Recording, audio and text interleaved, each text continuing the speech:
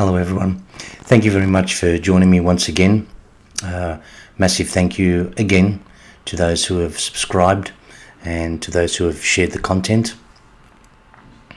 It makes me extremely happy that people are talking about, the items and the discussion topics that I've presented. And again, my presentations aren't unique by any stretch of the imagination. But what I'd like to do today is to sort of round up and recap what we've discussed so far. And again, I won't take too much of your time up because I know we're all extremely busy. But the first one that I'd like to touch on is the first video that I did was on monkeypox. Do you remember when the World Health Organization, declared a global pandemic, or a global emergency, I should say? That sort of seemed to have disappeared. It's really interesting, isn't it? I think more people are slowly starting to question the integrity, maybe, of the World Health Organization and the people in positions of authority when it comes to health across this country of ours, and not only across this country of ours, but across the world. Individuals like Dr. McCulloch, who was very vocal at the onset of the tyranny back in 2020. He's come out and said some very, very interesting things. 22, the majority who have been hospitalized and died are fully vaccinated. So right now, New South Wales just put out their data. Now, Australia is interesting because they had pre-vaccinated the whole country and then COVID got there late. So Australia was the real test of whether or not the vaccines would work, and they failed colossally. So the most recent analysis, 99% of people hospitalized and died are fully vaccinated. United States, our CDC tracked these breakthrough infections. They tracked. People reported to the CDC, May 1st of 2021, the CDC was overwhelmed with fully vaccinated Americans who were being hospitalized and died. They gave up. They put a notice on their website. They said, we gave up. We cannot track breakthrough infections. The vaccine was failing. But, most of the people who were, hospitalized during that particular period were the ones who took the jibby-jabbies. That's just astounding information. And also, do you remember, ladies and gentlemen, boys and girls, that the politicians who demanded us, who threatened us to, line up,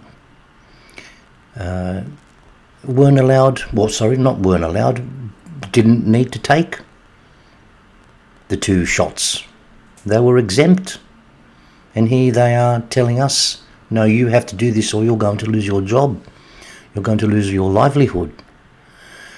Sometimes you think that's, one of the reasons why this Mpox, push by the World Health Organization about a month ago seems to have fallen flat on its face. I think a lot of people are starting to catch on. But I'd like to think they're starting to catch on. And also, did you know that there were political donations? This isn't new news. For those who are, deeply involved in trying to get to the truth all those years ago, sort of came up with this information, and they dug deep and they found out that companies like Pfizer were paying politicians, that's the Liberal and the Labor Party, over $150,000 in cash. Now, whether or not that's only $150,000, I think it's a little bit more than that. So, politicians were selling us out. Astounding. Absolutely astounding. And you remember people like our esteemed leader back then, Mr. Scott Morrison, ScoMo, when he was trying to push towards that magical number of 95%, double dosed. He was saying we've got to get them through the gate, like sheep through the gate. So we were sheep bleating towards getting double dosed. So it sort of makes you sit back and just wonder, doesn't it? And you think to yourself, how on earth did we get into this particular situation? Well, we got to that situation because we were all fearful. We were all put under extreme stress and coercion and control. So as far as the Mpox scenario is concerned, ladies and gentlemen, I don't know, is it a big pat on the back for us that we've stood firm and haven't fallen for the BS that's coming from these authorities. Anyway, let's move on to Sydney Water. Remember the Sydney Water one and their PFAS chemicals? So Channel 9 had a particular article that was circulated. It was a couple of months ago, and they were saying how there were small amounts of cancer-linked chemicals that were found in Sydney's catchments. And if I get to find out exactly where were they, we had the New South Wales Health Director of Health and Protection, Dr. Jeremy McNulty, saying Sydneysiders should be reassured that the drinking water is safe to drink. But in that Sydney Morning Herald article that I quoted from in that video, in that previous video, said that there were, levels that were dangerous, and the fluoride levels and could contain, those chemicals that could cause cancer. So sometimes you think to yourself, there seems to be a disconnect with a lot of these articles and a lot of these news items. One item says this and the other item sort of says another thing, and you can't sort of keep up. Where were PFAS chemicals found? This is in this Channel 9 News article. PFAS chemicals were found in high levels in the Cascade Water Filtration Plant in Katoomba. Now, I believe since then that plant has been closed down, but that was open to 50,000 people. I think 50,000 or more were actually drinking from that particular area. People are drinking contaminated water. They were found in low levels at the North Richmond, Prospect and Warragamba and Orchard Hills filtration plants. I don't know, as someone who's drinking Sydney tap water, I like there to be no levels of PFAS. But obviously here they're telling you that there are high levels there and low levels there. And also, very interestingly, Sydney Water only released I think it's a fairly recent release, where it says, "We hear your concerns. Recent media reports have raised concerns about PFAS levels in drinking water. We understand this is worrying. We want to assure you that the safety and health of the community is our top priority. Find out how we're making drinking water safe for you and your family." Now, you read that. Do the people at Sydney Water mean well? I suppose they do. But as far as I'm concerned, that's not very reassuring when the actual PFAS chemicals are being found in Sydney's drinking water. What I did find interesting was there's a section here titled Dam and Catchment Water versus Treated Water. It's important to know, this is what it says here in this article, it's important to know that stringent Australian guidelines apply only to treated water, which is the water that Sydney Water supplies to you. I suspect that's the water you and I drink and bathe in. Untreated water, like the water found in dams. Don't we get our water from Warragamba Dam? Or is that something different altogether? I don't know. Untreated water, like the water found in dams, is managed by Water New South Wales and isn't subject to these guidelines. So we've got Sydney Water and we've got Water New South Wales. This is another question I have. There are all these layers of bureaucracy. It's found everywhere. And that sort of convolutes and confuses everything. So what about all the people who are living out in regional New South Wales who are not under Sydney Water and who are under the authorities of Water New South Wales? Do they treat their own water in their dams? How does it work? Or are these people just drinking water and then just going to get sick? Sometimes like I said, I find this massive disconnect and I don't quite understand. Maybe that's just me. Which sort of begs the question also, while they're getting all this fixed and trying to eliminate the PFAS levels out of our water, why are we still paying Sydney Water? Why don't they just slash our bills? How about we don't pay a cent while they fix all this? I don't know. Maybe these are the questions, ladies and gentlemen, boys and girls, you can raise with your local MPs. You know, visit those council meetings. And you're probably going to say, well, councils aren't connected with Sydney Water. Sometimes it makes you think, you know, what's connected with what and who isn't responsible for this and who isn't responsible for that. I don't know, sometimes it all gets so confusing. I want to move on to leadership in this country. But maybe not. Remember, that's the other video that I did on leadership. But what about leadership worldwide? What about the people in entertainment? And probably the biggest news in entertainment right now is that rapper. I don't know, what does he go by? P. Diddy or Diddy P? I don't know. And all the people he's been connected with. There's a list as long as your arm.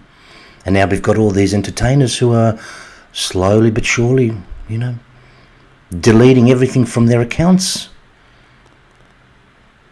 Makes you wonder, doesn't it? These people are involved in some very, very dark stuff.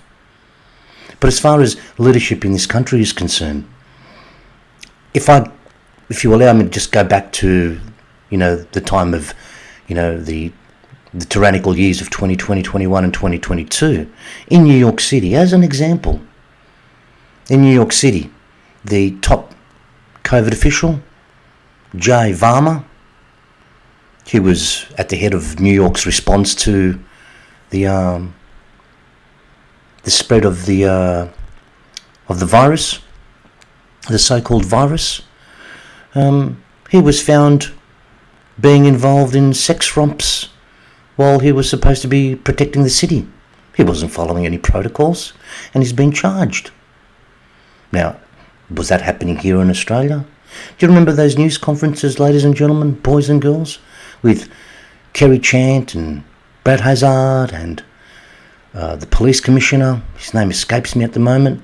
They're all standing there. They throw their masks on, and when the cameras stop rolling, the masks come off. They're on the ground. All a little bit of a circus, wasn't it? But we didn't question it back then, and I understand why we didn't, because we were so blanketed with fear and coercion that we were just trying to do the best we could. Here's another one, as far as leadership in this country is concerned. All the money that has been spent. Now, I'm not here to say I support Russia or I support the Ukraine or I support Israel or I support Palestine. The humanitarian crisis, regardless of which way you look at it. There are innocent lives being lost. There are men and women being slaughtered. As far as I'm concerned, that's because this world is a fallen world and the world of the devil and his demons. But as far as leadership in this country is concerned, did you know that the Albanese government has sent over to the Ukraine the tune of, what's that figure? $1.1 billion. $1.1 billion. And it was only, was it yesterday or today? Penny Wong and the Albanese government declared 10 million to the humanitarian crisis in Gaza. Like I said, you know, innocent lives are being lost and there are no winners in war. But all that money, surely we could use it here in this country to build infrastructure, to fix the PFAS levels in our drinking water, to feed the homeless, to fix this economy. And what are we doing? We're just printing money nilly-willy. You've got, again, our leader, the PM, Mr. Anthony Albanese. In the middle of this year, he was asked about the $1.8 million that was, that was used by taxpayers' money for his travelling expenses. $1.8 million. And he turned around and said, they are my entitlements. They are my entitlements. Well, they're his entitlements with our money, as someone so succinctly put it on one of the social media platforms. I think that was brilliant. Yeah, his entitlement with our money. And he's off gallivanting, doing whatever he's doing. But he's certainly not fixing this country. What about all the people who are struggling? Cost of living. Not being able to pay their electricity bills and their gas bills. And here we are paying for water that could quite possibly be contaminated. Again, you just shake your head, don't you? I'm going to leave you with this one. Remember my last video on the misinformation and disinformation bill? This is a very, very important one, guys. There is a gathering, for those in Sydney, there is a gathering on the 28th of September at Sydney Town Hall, and it's at 10 o'clock, and we'll be marching to the Speaker's Corner opposite the Art Gallery.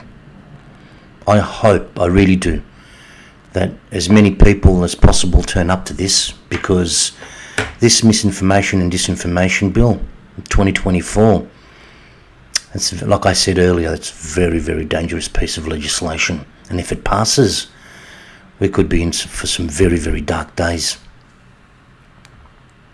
There is where you can send in your submissions to,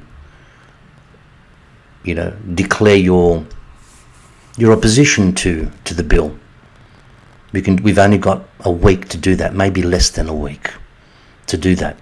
If you've got the time, half a page, type something up, let them know that you don't want this. Now, as Australians, we did a very, very good job during the vote no and the vote yes referendum. Remember that? And the vote no got up. And why did it get up? It's because Australians spoke. And regardless of what Albanese and the state premiers were doing in the background, when the Australian people speak and we stand together, we can achieve something. So as far as this information and disinformation bill 2024 is concerned, please, you've got a week to write up your submissions, send them in, and on Saturday, like I said, 10 a.m, Town Hall, Sydney, for those in Sydney. Till next time, thank you very much again for joining me, guys. I really appreciate it. Be good, do good. God bless.